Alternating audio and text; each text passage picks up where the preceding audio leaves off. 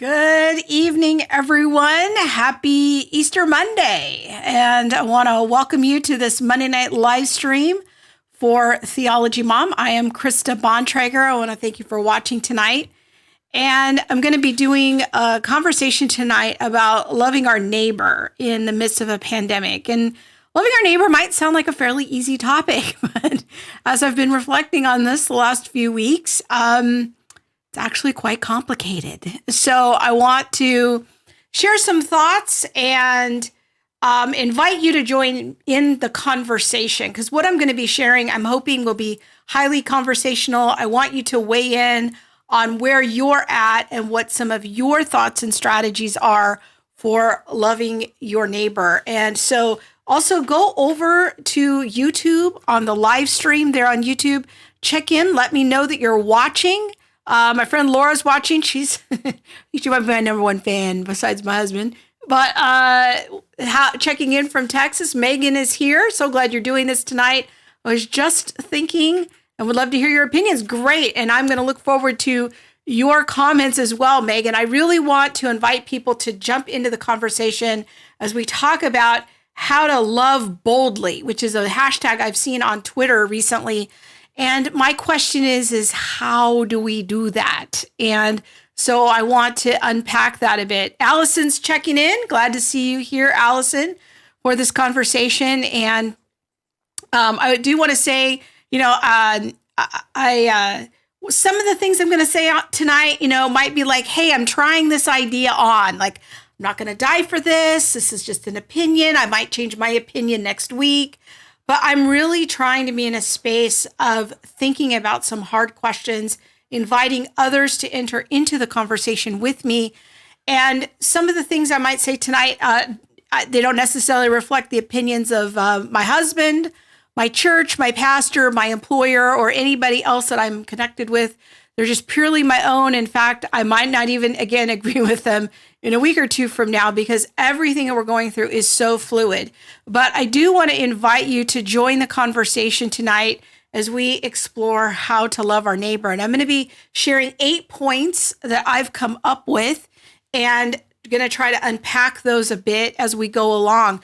But as you're checking in, be sure to jump on YouTube and let me know you're watching and just say hello. And I'll give you a shout out here. I'm glad to see Allison's here. And looking forward to the conversation. Okay, point number one that I want to make is, yes, we should love our neighbor. Like, that's a thing. We might take that for granted, but I think that that's the foundation of everything we're going to say tonight is in the context of loving our neighbor. But the big question that I find that people don't often talk about is, how are we defining love? What does that really look like? It's a nebulous idea. And so first I had this historical example of Christian love that I wanted to share. It's from actually the Calvin College website from their worship department. And I thought this was an interesting article that a friend of mine posted, who's a pastor, a couple weeks ago, pandemics and public worship throughout history.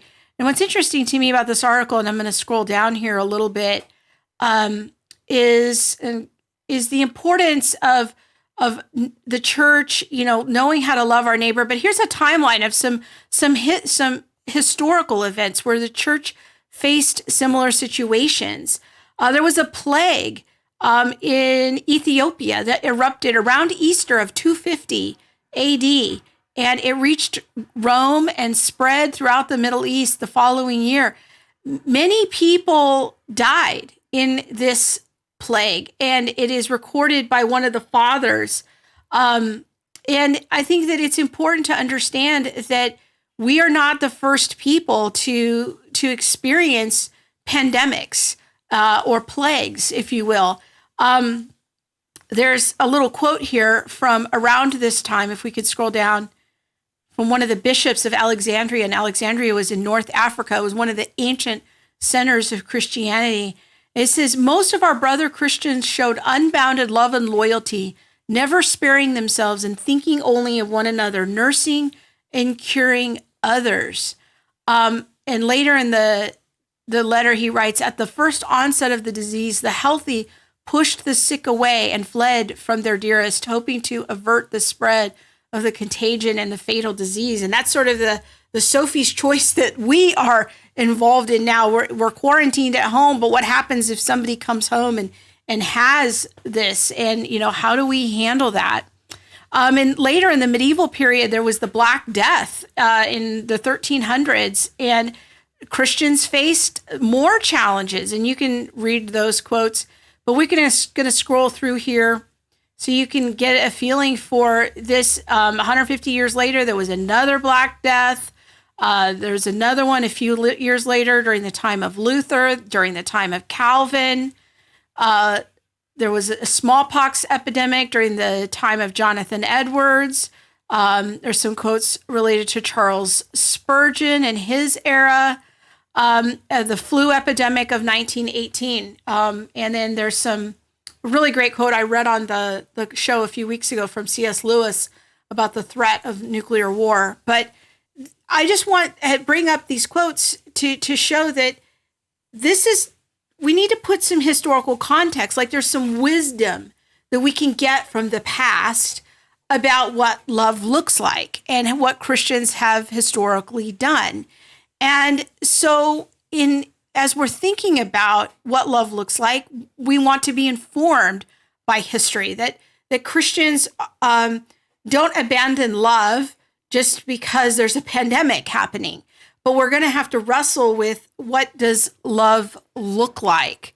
My friend Amanda is checking in. And again, I want to encourage you, if you're watching right now, to check in and let me know that you're watching and chime in. I really want to make this interactive tonight and send in your thoughts and comments about the issue of loving our neighbor, because we're going to be talking about several points here. And I want to engage the viewers and invite you into the discussion, because I don't have this all worked out. Some of the things I'm going to say tonight is like, hey, I'm trying on this idea. I'm not really sure about this. So I want to invite you to check in. Annette is here and Susanna is here. Very good. Glad to see you guys are watching. So just keep those comments and questions coming.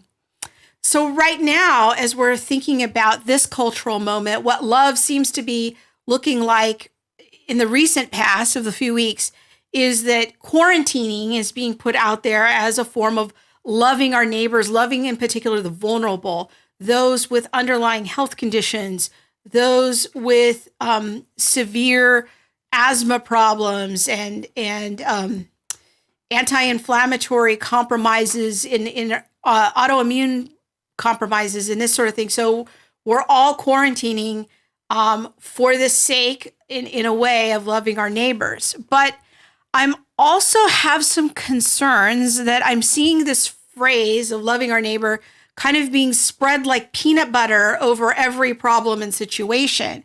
Now, I don't know about you, but I really like peanut butter, so I'm just going to put that out there. I do enjoy it.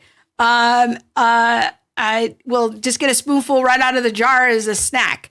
And I like to put it on my apples. If I'm eating apples, I do enjoy good peanut butter. I like to put it on tortillas. And peanut butter is a good thing. Love is a good thing. But when I start seeing things called love, and then I've started standing back and thinking, okay, how are we defining this? And we need to balance loving our neighbor with wisdom toward the rest of God's law. Because as I've said many, many times in my teaching, love is not gospel. Love is law. And God defines what love is. And the way that one of the critical ways that we figure out what love looks like is by looking in the law. That many of the Mosaic laws give us case laws or examples of how God wants us to love him and love our neighbor. Otherwise, love is like this very nebulous, almost meaningless word or emotion.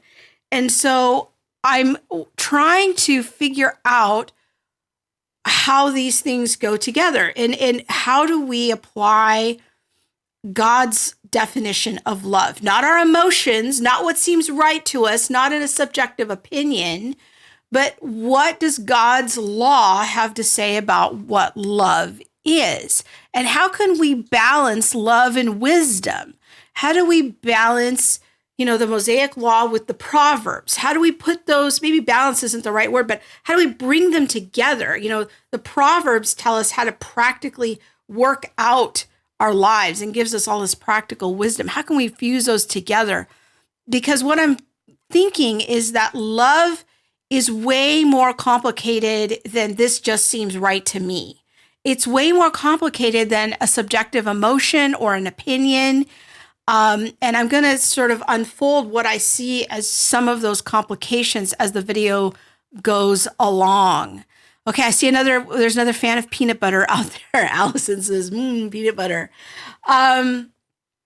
So Monica says, we have a mystery neighbor that drops off beautiful lemons from their tree every once in a while. I feel that is loving because they don't get close. They just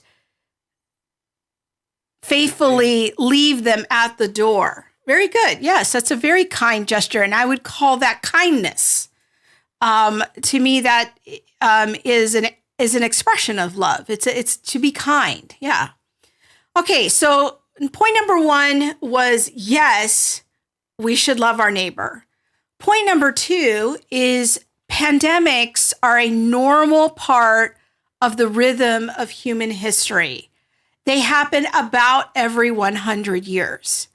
And so even though this is new for us right now in America, and really globally, there's been a few sort of pandemics in the past, but they haven't had the scope and the magnitude that we've experienced with this one. But it's important to understand that pandemics and the plague and this sort of thing, this is a normal part of the rhythm of human history. Pandemics happen.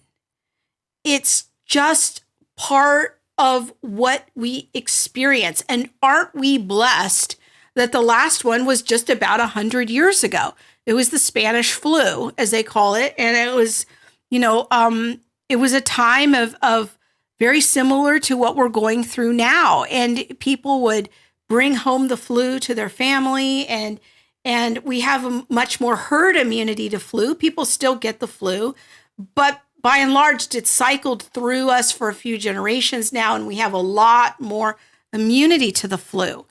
But the thing is that pandemics aren't weird. What we're going through is not unusual. It is unusual for us, but it is not unusual. It is a normal part of the rhythm of human history. In fact, I think that what may be so kind of unsettling for many of us is that we have so much medical affluence in the West that even 2 to 3% death rates seem very high. That seems very panic-inducing for us when we hear about the death numbers and the death tolls of now it's surpassed, heart disease and the daily death count. But the thing is that we could reverse those numbers and say, hey, if you get this, you have a 97% chance of recovery. Those are pretty good odds. But because we have such a high level of medical affluence, and aren't we blessed in the providence of God to live in this moment where we can enjoy that affluence, 2 to 3% death rates seem high. And you see all these really scary numbers and scary maps. And it's like, oh, it's terrible. And it is terrible. And the loss of every life is terrible. But when we compare it to how we have fared in pandemics in the past, we are much more positioned to react quickly and with amazing affluence and technology to help curb the number of deaths. So the pandemic is not likely the end of the world, but these changes may definitely lead, or these events may lead to changes in our world. And a lot of that remains to be seen. There's a comment on YouTube. My friend Amanda's Amanda Whaley is weighing in. Love is to will the good of others. So then we have to know what good is good. That's a very important point, Amanda. I'm wondering if you're getting that from Dallas Willard, because I know that you are a Dallas Willard aficionado. But that's a good question, is how do we know what the good is?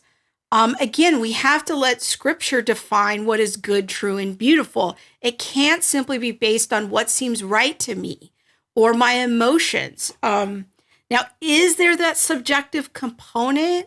Yes, there is. But sometimes love is about telling your kid not to touch a hot stove. Sometimes love is warning your child not to hang out with certain people that are dangerous for them. Sometimes love is a hard conversation with somebody who's in sin. So it can't merely be about our emotions. It has to be as God defines love. And I think that is a matter of the law. Is everything okay over there, Bob? I saw you shaking your head. Just having some dropouts. Oh, okay. I don't know why. Okay. We're having some technical issues, so hopefully you guys are hanging in there. So, and I'm looking on Facebook. Okay, I think we're all right. So my first point is, yes, we should love our neighbor. And then number 2 was, yes, pandemics are a normal part of human history. Number 3 is an important response to pandemics, I think, from a Christian perspective. And that is that in the Christian worldview, death is not the end. Death is not the final answer. Death is not the worst thing that can happen to you, okay? It's a horrible thing, and every life is a loss, and I don't want to minimize that at all. But in the broader scope of our worldview, we have to understand that death is not the end. Death is a gateway to judgment. It's a time of Jesus separating the wheat and the tares, the sheep and the goats. And there is a conversation that we can have about that. But it is not the end. Now, our culture is largely secular, and it operates on naturalistic assumptions. And so when you hear the mayor of New York City say things like, even if we take all of these precautions and only one life is saved, it's worth it. Such an interesting worldview statement to me, because it's like, well, why is one life worth it? I know why it's worth it from a Christian perspective, because people are valuable. People are created in the image of God. But also we balance that with the idea that death is not the end. Death is not something that is the worst thing that can happen to us as Christians. But this is why we want to preach the gospel. And this is why we want to think about how we can help our neighbors think about their soul. The way that our culture is responding to these needs, I think, is largely presupposes naturalism. It's how do we take care of their physical needs? And yes, physical needs are important. Food is important. Medical attention, important. I don't want to minimize that. But we are not merely bodies. We are not merely a physical person. We are also a soul and a spirit. And so as Christians, we don't want to lose sight of that. Loving our neighbor needs to include helping them with their soul. And I'm going to have some more soul considerations as we unpack these things, because I think that how our culture is dealing with things is largely from the presupposition of naturalism, that the main thing we have to address is people's physical needs. If we're going to love our neighbor in a distinctly Christian way, we have to think about people's souls and what they need. All right, Susanna says over on YouTube, she says, in loving our neighbor is putting others before yourself by being cautious around those who are susceptible to getting the virus by washing our hands and wearing masks around them. I think that is definitely one expression of love, but I think that there's some other things we're going to have to balance in that definition or that expression of how we love. So when we think about the Christian worldview about death, I just want to make a really quick point here that we as Christians, we believe that we live in a two creation model. We live in this current creation of 3 dimensions of space and 1 dimension of time. That's what our current reality is the heavens and the earth. But we look forward to the new creation, the next creation, as I've called it here on this slide, the new heavens and the new earth, where life will be different and there will be no more suffering. In fact, in Revelation chapter 21, there's this description of the new heavens and new earth to show how it's different. It says in verse 4, he will wipe away every tear from their eyes, and there will be no more death or mourning or crying or pain, for the old order of things has passed away. Behold, I am making everything new. So what this means is that there's going to be a whole lot of things that are present in this creation that are not present in the new creation. And so in that sense, Christians need to live with the future in mind. We need to live in the now and the not yet. And in the now reality of the physical world, we live in this physical world. We have these physical concerns, but we don't want to live in a posture that treats death like it's the most important thing. It's the most important thing to be avoided. Those Christians who lived centuries ago and they were wrestling with the plague, they were often the ones who would care for the sick. They were often the ones who would help the dying. And they would put aside their concerns of getting sick. And so we don't want to be reckless. We want to exercise sound judgment, but we also don't want to be so guided by fear of death that we think that that is the thing that we have to avoid at all costs, because we are a people who live with the future in mind, that we know that we live in two creations. And in fact, in 1 Thessalonians chapter 4, it says this, that those who have fallen asleep, they will come alive again at the end. And the dead in Christ will rise first. And those of us who are left, who are alive, will be caught up in the clouds to meet Jesus in the air.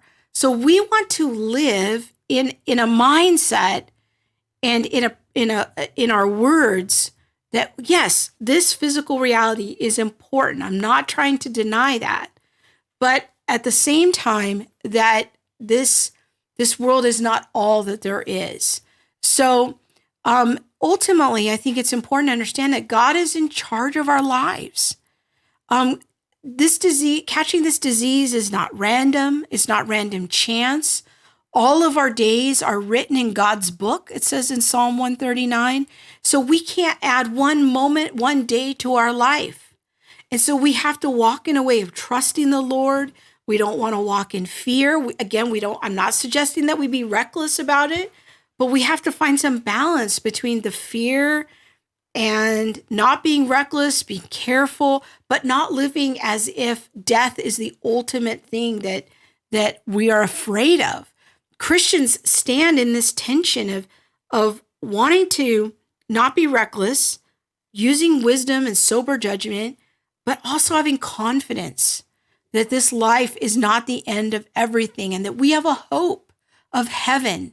And so it makes sense to me why people in many in our culture are terrified of dying.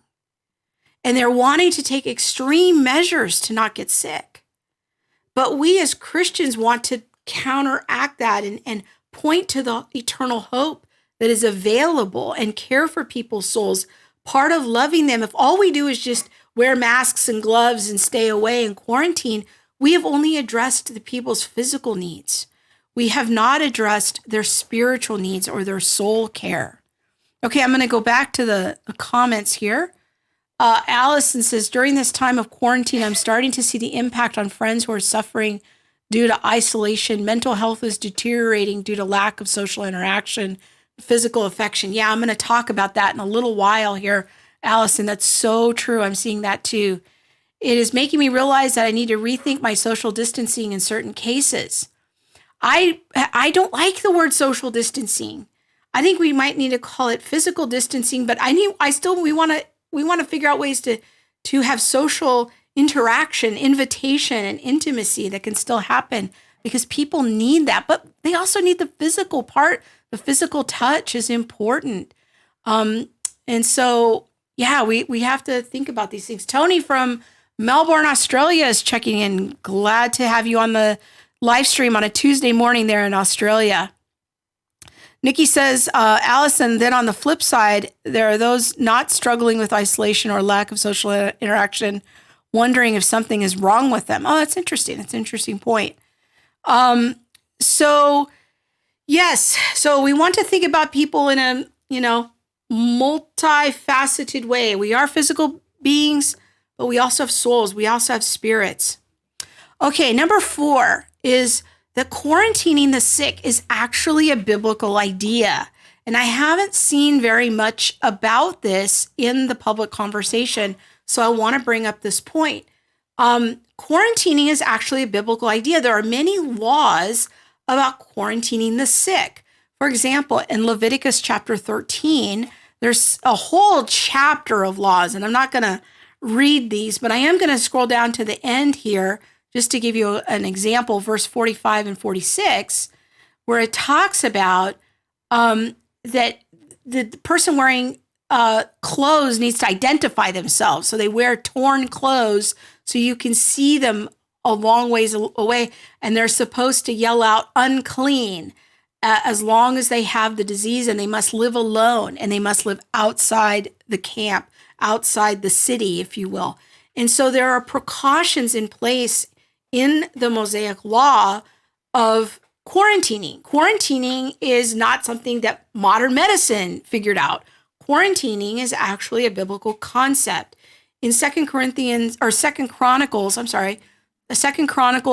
26:21, King Uzziah gets leprosy, and he has to live in a separate house, and he's banned from going in the temple. This is a practical example of how these laws from Leviticus were lived out. We kind of see a form of social distancing, physical distancing in Luke chapter 17. Jesus comes across the path of a leper, and it says there in verse 12, as he was going into a village, 10 men who had leprosy met him, and they stood at a distance, and they called out, Jesus, Master, have pity on us. And when he saw them, he tells them to go to the priests. And as they went, they were cleansed. And that's what they were supposed to do under the Levitical law. Jesus basically healed them and tells them to obey the law, because the priest will then verify the miracle. But they're showing a form of quarantining, a form of physical distancing for the safety of others. And so they would yell out in that way. What's different in our case is that we are quarantining the healthy as a prevention. And this is where we are starting to see some very real challenges. And I think that in the biblical concept of quarantining, we see them quarantining the sick. But what we are experiencing is a quarantining of the healthy. And that's not necessarily bad, but it certainly is raising some complications. And so I want to point that out as a significant difference between what we are doing and what God's law requires for people to do. Now, number 5 is that humans are designed by God to live in community. And this is what some of the commenters, Allison was saying a few minutes ago, is that human beings are designed by God to live in community. Human contact is not an optional extra in our lives. I mean, do we really understand that this is part of our theology as Christians? This is part of having a robust Christian worldview. Humans were not designed by God to live in isolation. This way of living is not sustainable. And the reason people are having mental health breakdowns, in part, is because we are living in an unnatural way. Living alone is not natural. Having no human contact, not getting hugs, not having handshakes, not greeting one another at church in a physical way. This is not natural.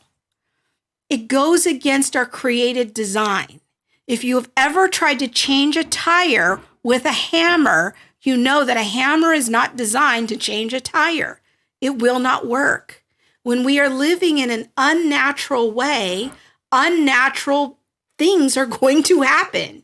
And that is what we are seeing. And I am so concerned about the elderly, the people who are struggling because there's the idea that we have to be alone and they have no physical contact.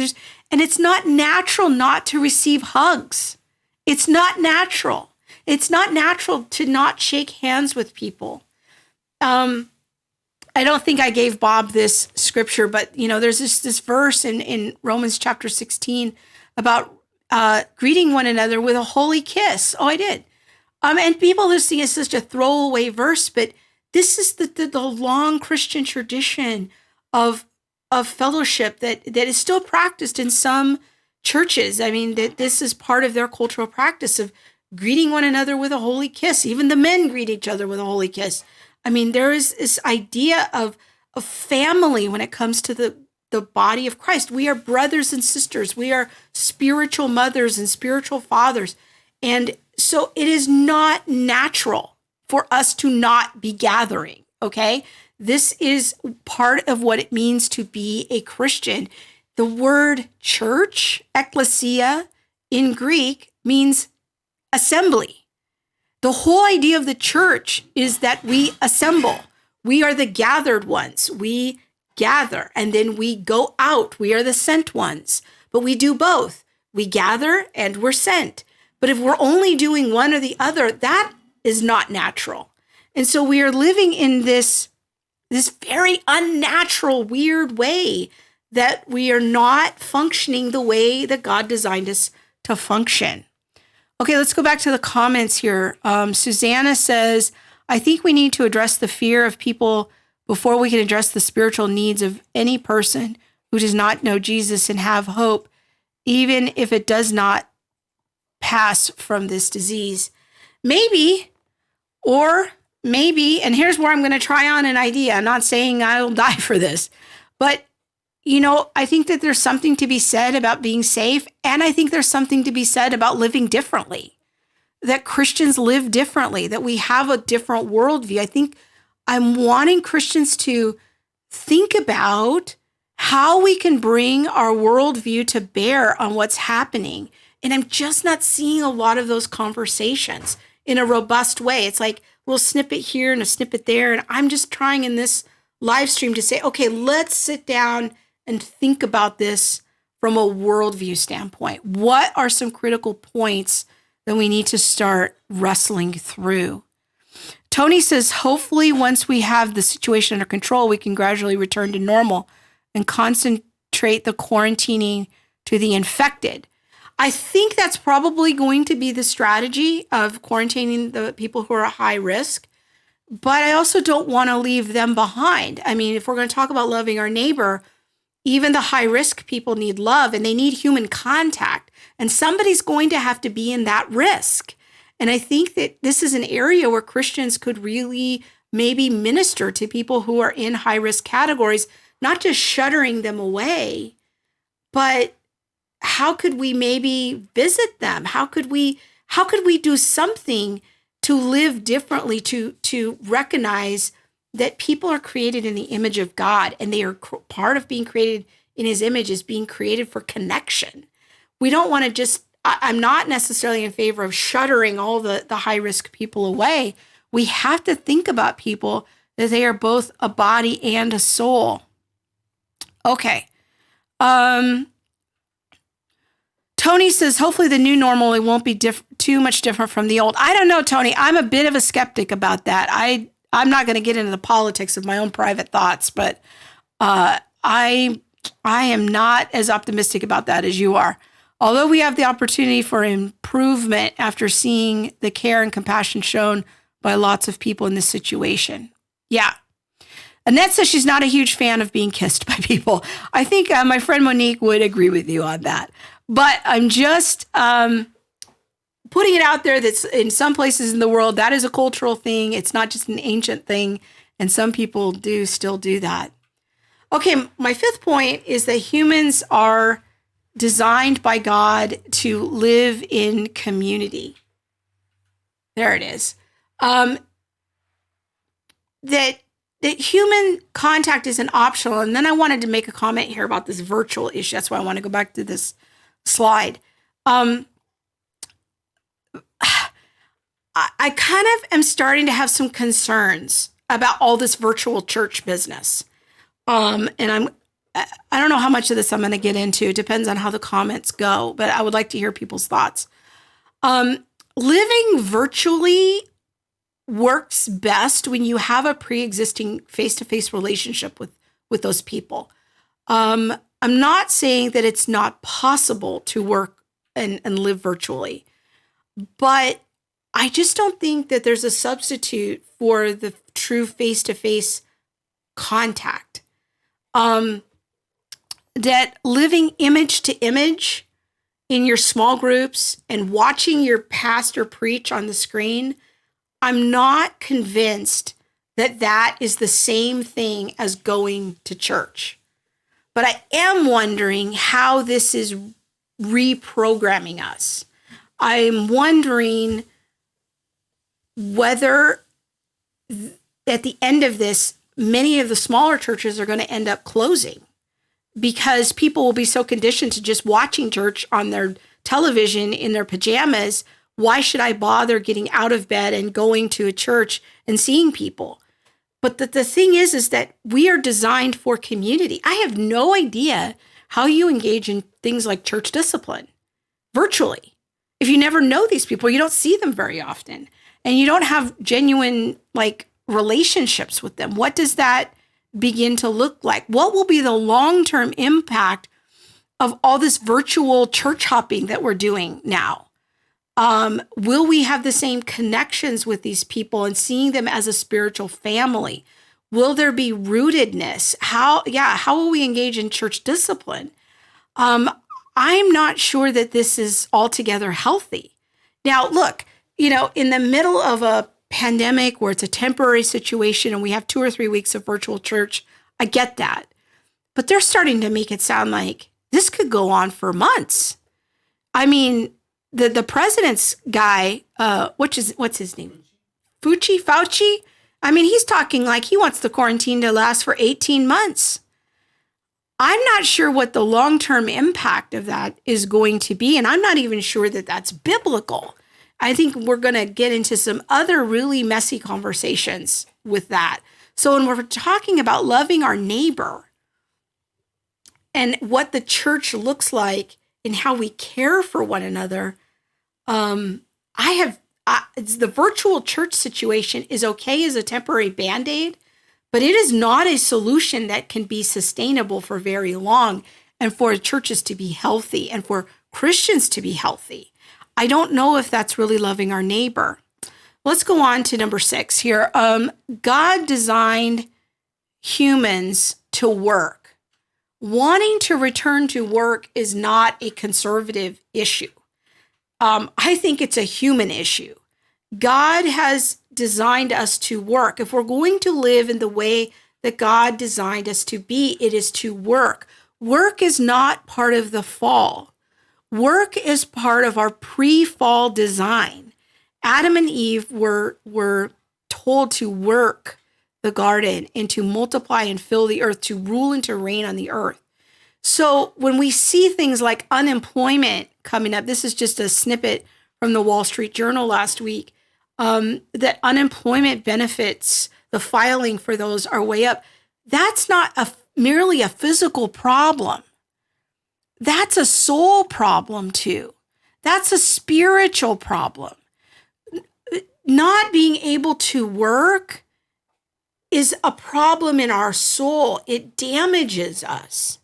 And so if we're going to talk about loving our neighbor, we have to understand that when people say, I want to get back to work, it's not because they're just radical Republicans and they want to be reckless.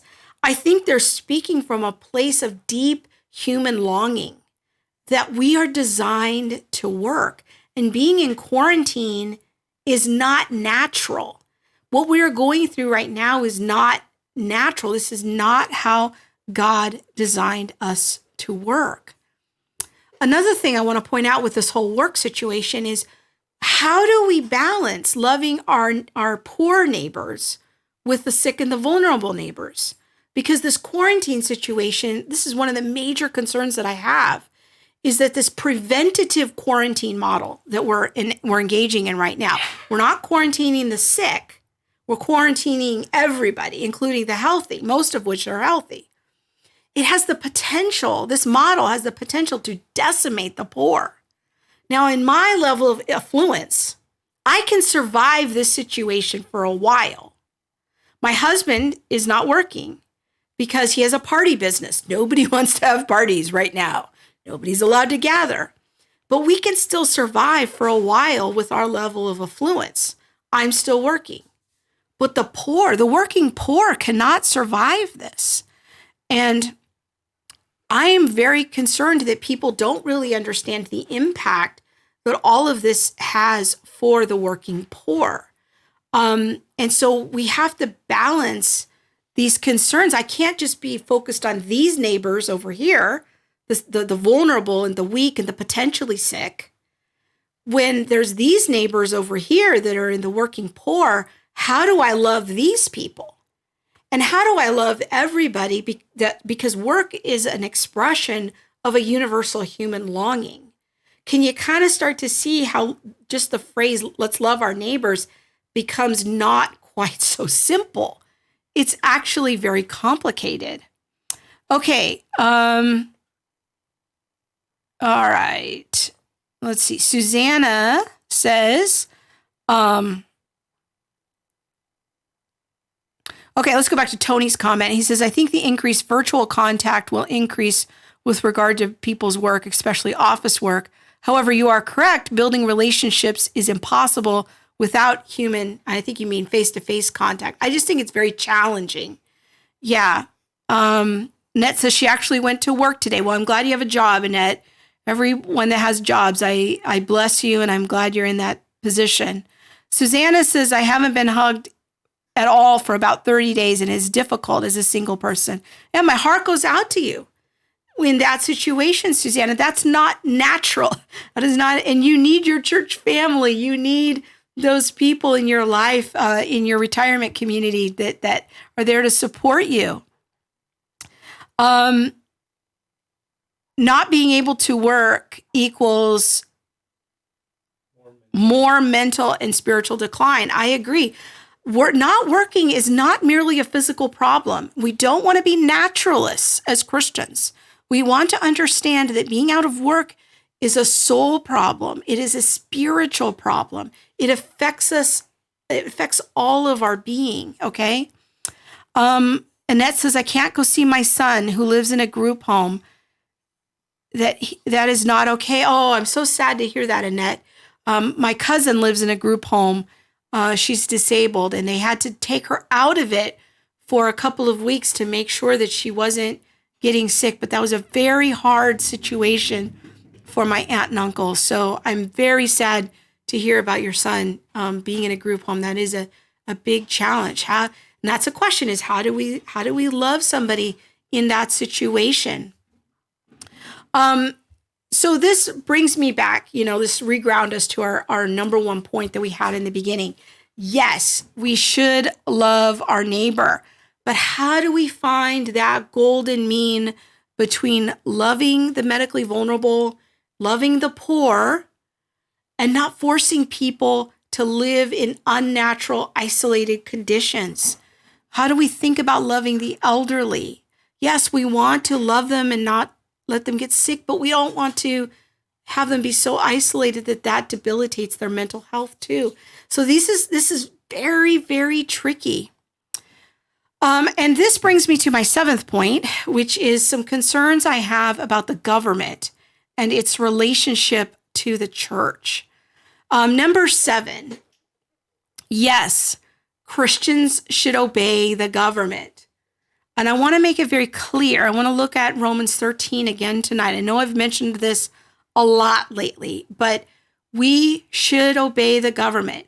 We don't obey the government simply because it's holy.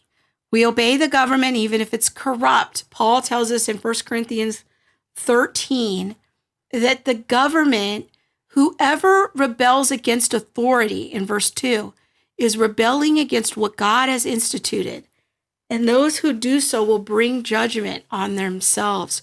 For rulers hold no terror for those who do right, but for those who do wrong. Do you want to be free from fear of the one in authority? Then do what is right, and you will be commended. For the one in authority is God's servant for your good. They are God's servants, agents of wrath to bring punishment on the wrongdoer. Verse 6, this is also why you pay taxes. The authorities are God's servants. I want you to notice the language here. God doesn't tell us, hey, you need to obey the government if they're holy, if they're doing the right things. Now, what the government is supposed to be doing is restraining evil, punishing the guilty, protecting the vulnerable, protecting the righteous. Do they do that? Not always. Far from it. But we are to look at the government as being over us, as God's servant. He calls them God's minister. His deacon is the same word.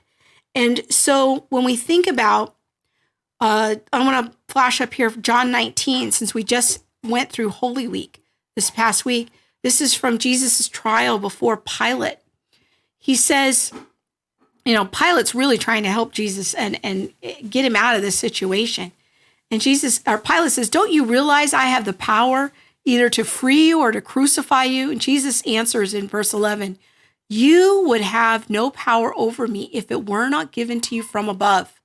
Therefore, the one who handed me over to you is guilty of a greater sin. Where does Pilate, who was a very corrupt person, we know this from history, where did his power come from? It's from God. God puts kings in power. And if we think about this, there's a concept called sphere sovereignty. And I don't think I sent this slide again to you, Bob. It was from the Mark of the Beast series. But this idea of sphere sovereignty, it's an idea in Reformed theology that I find very helpful. I think that we have to understand that there's kind of 3 major spheres of our society. There's the family, there's the church, and there's the government. The family is the man and the woman, and God is over all 3 of these.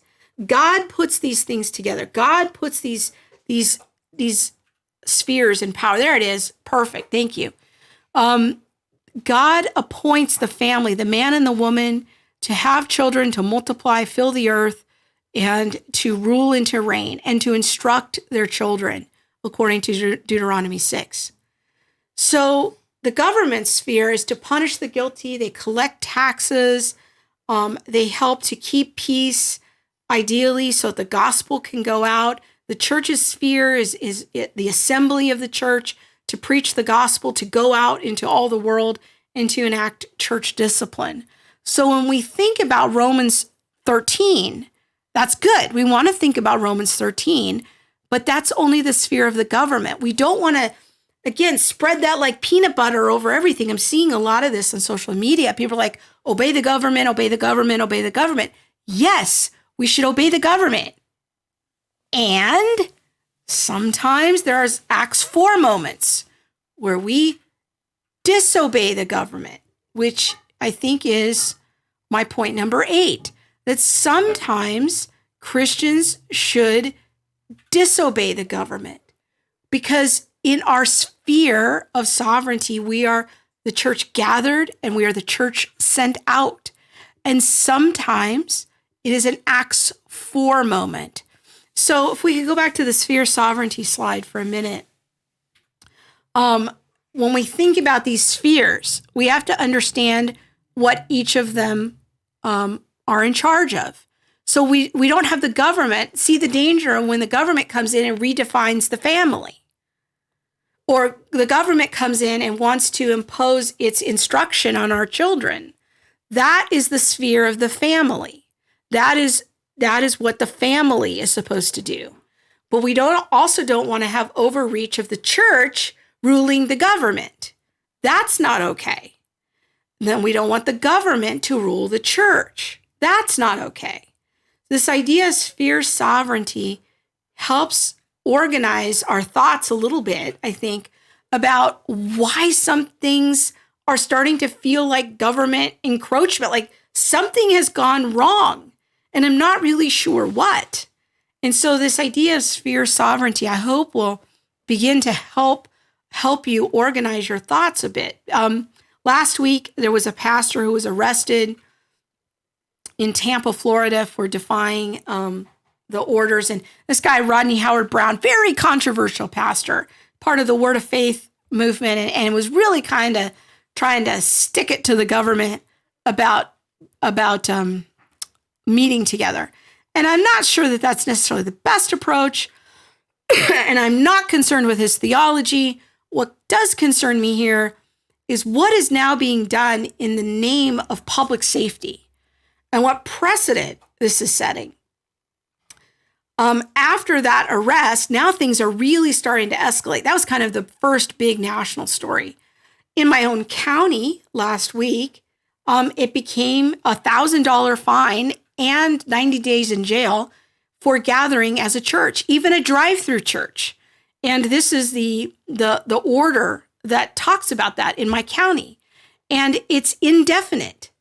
There's no deadline of when this is going to go revert back to what it was. And even if you leave your house, you're supposed to wear a mask, but they specifically mention drive-through churches, and that you can't do that, and that it is a $1,000 fine and 90 days in jail, or both. So the point that I'm trying to raise here is that now we're starting to see situations where it seems like the church is not allowed to do its most essential function, which is to assemble. Now, I'm not suggesting we should do it recklessly. Like, could we assemble and still be safe? Assembling in our cars, assembling 6 feet apart, assembling with masks. Like, could we abide by the CDC guidelines and still be the church gathered? Could we perform our essential functions as a church? When we start thinking about this, when we're in a place where it is indefinite, the churches are not allowed to gather. And I'm going to go out here and I'm going to say, I do think that, again, the issue of naturalism is playing into these decisions. Because think about what is being decided as an essential function. Liquor stores are open. Hardware stores are open. Grocery stores, we understand, got to eat. But Planned Parenthood, Monique did a search yesterday. Our local Planned Parenthood here in our city was open yesterday on Easter Sunday. And yet in our county, we couldn't have a drive-through church. And I don't know what the functional difference is to me going to Sonic in the next town and sitting in a drive-through stall and getting food. I don't know what the functional difference is between Sonic and a drive-through church. It seems to me that they're functionally the same thing when I look at the exterior part. But what is it that makes it non-essential? To me, this starts looking like the worldview of naturalism. We're overlooking the reality that people are designed to worship. People are designed with souls. And one of the most fundamental things that humans have been created to do is to worship. And again, I'm going to go back to my earlier statements about this whole virtual church situation. I have real concerns about switching to a mode where all I'm doing is watching some guy preach on a screen. I mean, I get it if this is a 2 or 3 week kind of interim emergency situation, no problem. But many Christians don't seem bothered by this at all. And that itself is bothersome to me because I don't see how looking at a screen is the same functional thing as gathering as a church, which we have done for thousands of years and is in the definition of our name. That ecclesia is to assemble, is the assembly. Yes, we are the church sent out. We should be the church sent out. We go out and we preach the gospel, but we are also the church gathered. And when we can't gather properly, when we can't see each other, hug each other, shake each other's hands, check in on each other, how are we doing? And how in the world do you engage in church discipline? How do you engage in shepherding somebody's soul properly if you never see them? I think that it starts encroaching on the sphere sovereignty issue of the government overreach is what we call it. When I'm just trying to explain theologically how to think about the government overreach issue so that you're not just reacting emotionally, but you have a theological foundation for how to think about it.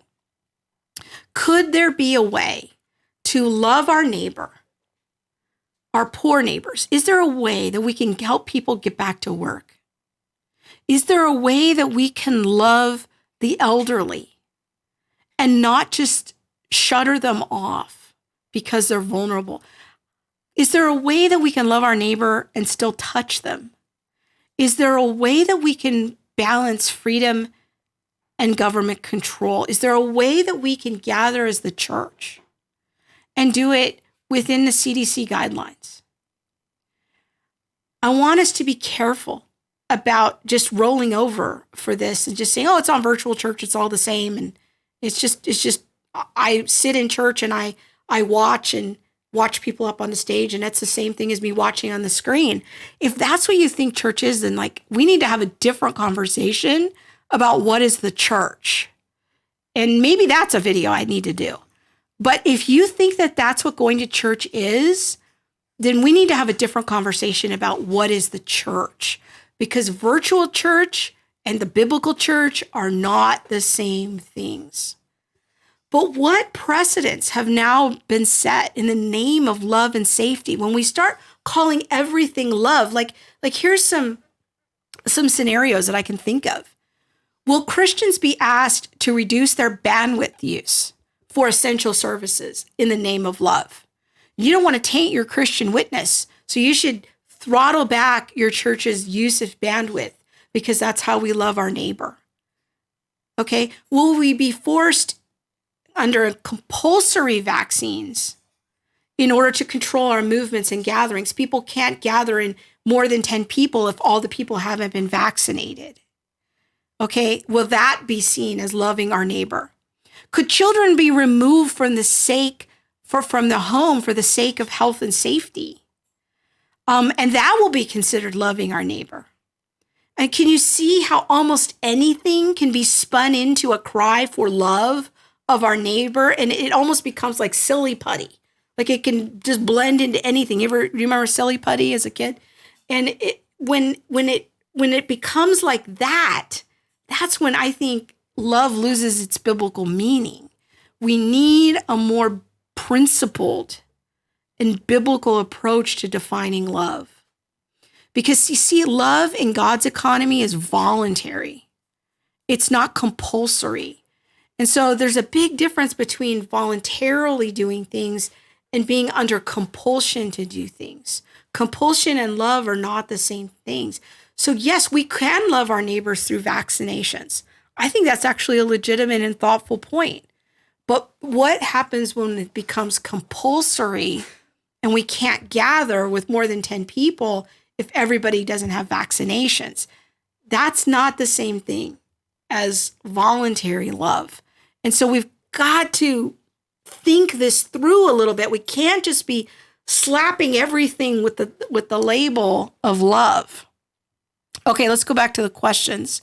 Susanna says, how can we deal with those who are carriers and asymptomatic so we can just quarantine those who are susceptible to this? I don't think we can. I mean, everything that I've heard is like 90% of us are going to get this. It's going to be like the flu. We're all going to get it. There's a debate as to whether or not it's going to be permanent and seasonal, but we're all going to probably, almost all of us are going to get sick at some point. The only thing the quarantining is doing is slowing it down so we don't overwhelm the medical system. So those who are asymptomatic, and now I'm reading stories that this has probably been in LA since November. So we've already been exposed. And as we gather more herd immunity and more people get it and more antibodies get it and get in our systems, that's really the best hope for this. But there's a 97% recovery rate right now. So I don't think, I'm questioning whether this approach of quarantining the healthy is the best approach. And if we're going to talk about loving our neighbor, then we're going to have to balance loving the poor and loving all these other people that we've talked about in the last hour, because this is messy. And I'm not sure that this is the best model for how to take care of this problem. Now, have we slowed it down? Yes, I think it seems like it is slowing down, but we're probably almost all of us are going to get this. And I don't think that that's well understood. So keeping people who are asymptomatic away from us, we're being exposed to that. If you go to the Walmart, Susanna, have you been to the Walmart in San Dimas? Like the line was 500 people long the other day when Monique and I tried to go in there. I mean, there's a large percentage of those people that probably are asymptomatic to the virus, but we're going to be exposed either way. I don't see any way around that, but that's just me. And maybe we take precautions. We can wear masks, we can wear gloves, but I don't think that quarantining us for a long period of time, 18 months, and some people I'm hearing, I think that's going to be so damaging to us. And I don't see how that really helps us love our neighbor. You're right. Tony says, you're right. Christianity is not just a personal thing, but we are part of a body, and it's important that we regularly meet face to face and love and support each other and serve our community. I think it's a big component of what it means to be a church. And I don't think that virtual church is the way to go as any sort of solution for very long. Tony says, it seems as though governing authorities keep on giving themselves more power and removing freedom to choose this way. This is way out of balance. I agree. And that's where I find that concept of sphere sovereignty to be somewhat helpful, to understand how God has set this up. I really wish that there were more Christian ethicists who are stepping forward and getting a voice. So this is kind of my call to the Christian ethicists, like help us understand and think through these complicated issues.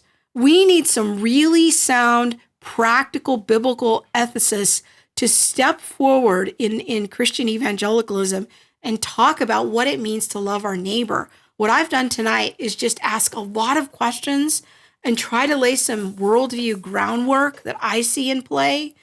But we need some people who are thinking about these things. Where are you? Ethicists, please help us, because we cannot continue to spread the phraseology of just love your neighbor as yourself, like peanut butter over everything and over this entire quarantine situation, because it is complicated. It is way more complex than that. So if anyone has any last words, you can jump on the chat. I hope you have found this helpful. I do want to remind you, if you missed our live stream from last week on the Mark of the Beast, some people are still catching that today over on Facebook. I've got a couple of messages, but if you missed that, go check out the Mark of the Beast. It's also available on YouTube and Facebook and podcasts. So that was my live stream from last Monday. We talked a bit about the mark of the beast and the end of the world and all of those topics. So I hope that you found this helpful. I'm checking Facebook. Jim says over on Facebook that the idea that love is voluntary is essential. It's on Facebook, but it's okay. Jim also says, I've heard people suggest that early Christians practiced socialism because they all shared possessions. This was voluntary. That's correct. I don't think that Acts is about socialism. I think it's about a voluntary sharing ethic that we see played out in throughout the epistles, which is much different than government mandated. Yeah, can you? No, it's okay. All right. Let's see. I'm looking for other comments. I think that's all on Facebook. So anyways, I do hope that you have found something helpful here, and I look forward to more interaction about this. And again, some of these ideas are things I'm trying on. Some of these things are things I'm still wrestling through. The opinions expressed here may or may not be those of my husband, my employer, or my church, or my pastor. But I am trying to share with you some of the things that are going through my head the last couple of weeks, and just asking some questions of like, hey, loving our neighbor sounds pretty, but it is actually quite complicated because we don't want to selectively love these neighbors while neglecting these neighbors. And we've got some complicated issues to work through. So I do hope that you found this helpful, and I do look forward to your comments. Thanks so much for watching. Bye-bye.